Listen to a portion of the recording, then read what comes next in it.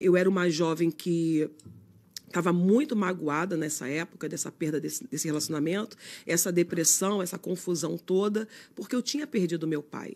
Sim. É essa projeção que eu falo. Esse apego que a gente tem no outro, né? De, não, peraí, ele é o cara da lei, ele também era um militar, então eu achava, eu vou buscar o cara da lei porque ele vai me defender, ele vai me ajudar. Sim. Né? O meu pai, ele foi assassinado, a mando do padrasto, e nós éramos muito amigos, né? E eu estava com a minha festa de 15 anos pronta. Amando do padrasto? Amando do padrasto. Como assim? Eu vou contar, dá tempo de contar essa história? Dá sim, vamos. Então, havia uma projeção muito grande paterna. Nós éramos muito amigos, né? O que criava na minha mãe um vínculo de ciúme. Então, ela se tornou uma competidora comigo. Ela deixou de me ver como filha e começou a me ver como inimiga. Minha mãe, se pudesse, me batia todo dia. Mesmo depois de convertida? Não, ainda lá no antes. E ela me batia se deixasse todos os dias, porque ela projetava um ódio, que ela falava assim, eu tenho prazer em te bater. Era a fala dela. E até que hoje eu entendo, ela tinha essa coisa do pai, porque meu pai era muito próximo, éramos muito amigos, mesmo tendo outros irmãos, ele tinha um papo que eu gostava, eu queria dirigir, então eu ficava em cima dele, me ensina, né? Então estava tudo projetado. O meu pai separa da minha mãe, ela não aceita essa separação e ela começa então a me colocar no meio da dor. E isso é muito sério, quando um filho é colocado no meio da dor. Porque como ela punia meu pai, não me deixando vê-lo. Então, iam os outros irmãos, eu não. Então, eu tinha febre. Isso eu tinha 13 anos para 14. Eu tinha febre, eu tinha muitas dores pelo corpo, porque eu queria vê-lo. Mas como ela sabia que isso traumatizaria tanto a mim, como machucaria ele, ela fazia essa ruptura, né? Na época, ainda no espiritismo, não tinha Jesus, né? E até que chega esse momento que ele arruma uma outra pessoa e fala, olha, eu tô feliz. Eu falei para ele, se você tá feliz, eu tô feliz também. E quando ela descobre que eu sabia de uma outra pessoa, né, depois que ele tá separado dela, aí ela começa a intensificar as agressões. Então, se ela me batia com um fio, agora era com um pedaço de pau. Agora era com ferro na cabeça. Era uma agressividade, assim, absurda. E a gente cresce, né, dentro dessa agressividade, desse ambiente tão doloso. E, de repente, chega o Natal e ele fala assim, filha, eu vou chegar um pouco mais tarde com o presente de vocês, vou passar por aí, mas eu vou ver minha mãe primeiro, que era aqui em Jacarepaguá, Rio das Pedras. Chegando lá, foi almoçar com essa mãe, estava ele, meu tio, e o padrasto começou a brigar por causa de uma laje, porque, não, vocês não vão vender a casa, mesmo que vocês tenham dado a casa para ela, vocês não têm esse direito de vender a casa, que meu tio cogitou de vender a casa da mãe. Nessa discussão, eles não sabiam que esse padrasto estava envolvido no tráfico. E, naquele momento, ele sai e fala para eles assim, então tá bom, eu vou chamar os caras, e eles entenderam que era a polícia, para vir resolver isso com a gente. Né? E quando eles saem para ir embora, os dois morreram juntos. Meu pai e meu tio são embatidos. Eu me lembro que com 14 anos me colocaram na beira do caixão e eu tenho a visão assim, Jennifer, plena, porque deram um tiro na testa. Sabe? E foi uma marca que ficou na minha vida durante muitos anos. Foi uma revolta tão grande que eu fui pro morro, atrás de um traficante. Eu fui num baile e quando aquele homem se encantou com a minha vida, eu falei, ele vai me ajudar a matar quem matou meu pai. E eu fui envolvida e presa dentro de uma comunidade. E lá fiquei na mão de um homem de 35 anos, eu com 14. Meu Deus. Perdi minha vida naquele ambiente. Sim. Mas eu achava que era uma coisa que ia gerar a justiça, né? E claro que não. Sim. E quando Deus tem um plano, e eu digo isso com todas as letras para as mães que estão sofrendo, com filha, com filho, Deus salva, Deus resgata, Deus busca, porque Ele me buscou. Sim. Sabe? Ele me buscou naquele ambiente. Meu Deus. E com 18 anos, essa pessoa me disse, você quer ir embora? Eu falei, é o que eu mais quero. Eu não aguento, porque não tinha nada a ver comigo mais aquilo, sabe? Não era um ambiente que eu gostava, não era um lugar que eu queria estar. E ele disse assim, olha, se você conseguir sair daqui, você pode ir tranquila. Caso contrário, eu entrego o teu corpo para sua mãe, porque ele estava projetando me matar. Ele me deu 3 tiros e não saiu nenhuma bala. Nenhuma bala saiu daquele revólver. E eu entendi que eu precisava sair daquele lugar. Meu Deus. Né? Porque ele me deu 3 tiros de pistola pelas minhas costas. Eu só escutei o engatilhar, atirar e não sair. E eu desço uma escadaria muito rápida e consigo ir embora. E fui livre daquilo, sabe? Então eu volto para casa da minha mãe, sou recebida com um tapa no rosto, porque ela diz, e agora, quem vai sustentar a casa? Porque ela acabava tendo aquele dinheiro, sabe, para ela.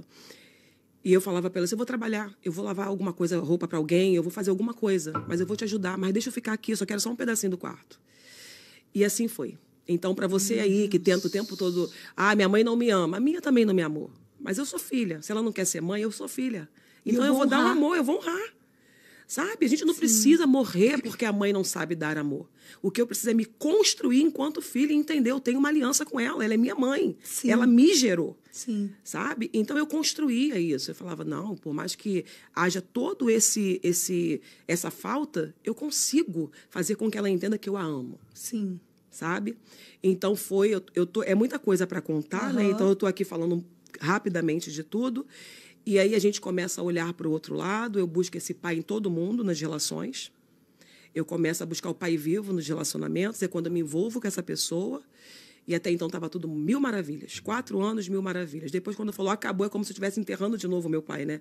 Como assim? Eu não aprendi a perder naquele momento. Sabe? Eu não aceitava isso. E aí tudo era dramático, tudo, cada rompimento. Tudo. Tô te deixando. Acabou. Não pode. Era como se agarrar no pé. Não pode, eu não posso perder. E a gente precisa aprender a perder para ganhar. Precisa. Porque se eu não deixo ir, eu não estou pronto para receber nada. Se a gente não deixa o ordinário ir, o extraordinário não chega. Exatamente isso. E às vezes a gente está querendo ficar preso e Deus está dizendo, minha filha, eu tenho algo muito melhor. E a gente está ali tentando agarrar a mão já sangrando e a gente tentando segurar, você sofrendo, você com depressão, você tendo crises, tentando sustentar pessoas na sua vida que já não querem ficar mais com você.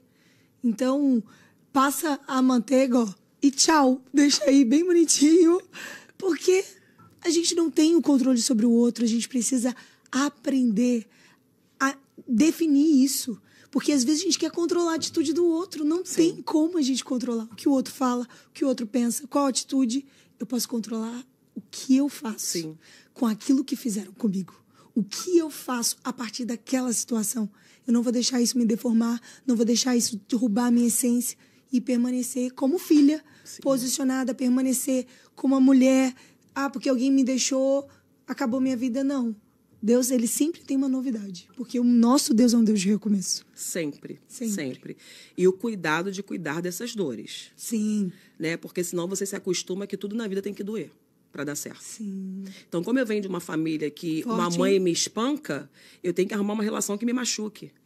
Né? Então, eu sou gerada na dor. Né? E quando você não entende que você pode ser uma pessoa amada, né? Sem precisar ser traída, sem precisar ser enganada, sem precisar ter que ficar atrás do cara o tempo todo. Não, eu não preciso disso. Não. Eu não preciso ficar buscando essa fuga o tempo todo para poder me construir como mulher.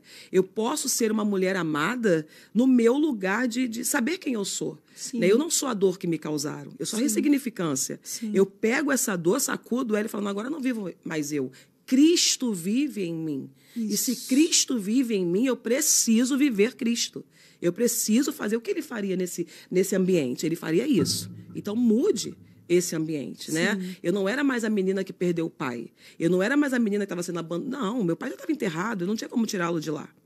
E aí a psicologia entra na minha vida. Sim. Porque eu começo a buscar a psicologia para me autoanalisar. E eu descobri que eu queria ser psicóloga, então, agora. Eu quero cuidar de outras pessoas. Gente, ela é psicóloga, não é só pastora, não. Desculpa aí. E aí você começa a entender, né? E você vai lá fazer a busca, né? Descobrir o propósito, exatamente isso. Eu acredito, sabe, que o chamado, ele sempre está atrelado à sua história. A sua história vai apontar para o lugar que Deus tem para você. Vasculha. Olha as dores que você viveu com a sua mãe, pai, traumas, perdi um irmão, algo. Aí tá a sua vocação, tá o seu chamado, tá aquilo que Deus vai te usar para gerar cura em outras pessoas. Eu acredito muito nisso. Exatamente, porque feridas não tratadas ferem outros, né? Mas feridas tratadas curam outros. Sim. Então, quando você se torna a cura, você aprende que não doeu tanto, eu precisei passar. É porque enquanto está doendo, a sensação que nós temos é que nós somos a vítima da dor, né? Essa dor vai acabar. Não, ela está projetando você para algo muito maior. Amém. É isso. Eu recebo. Sabe? Esse a negócio dor nos promove. Porque pode ver um executivo numa empresa.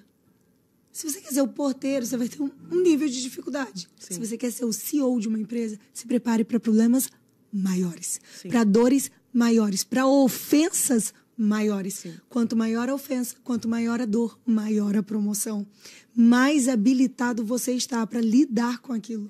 Então, a gente precisa saber que a gente quer a promoção, mas a gente não quer a dor de ser promovido. A gente não quer passar pelo processo de ser promovido. A gente não quer lidar com as ofensas. Quanto mais você cresce, mais ofensa você vai ter. Se você tem um nível, por exemplo, de seguidor, eu tenho aqui só minha família me seguindo. Vai para 1 milhão para você ver o nível de ofensa, o nível de gente falando coisa de você. Vai aumentar. Então, você tem que estar preparado para chegar lá. Então, essa sua história está te pavimentando, preparando o caminho para que você viva essa promoção. Se eu não souber lidar com a ofensa que eu vivi dentro da minha casa, como eu vou lidar com as ofensas maiores que ainda vou enfrentar? Então, Deus ele faz essa cura dentro de nós para que a gente aprenda a lidar com as ofensas que vão ser inerentes à promoção e os lugares que Deus vai nos colocar.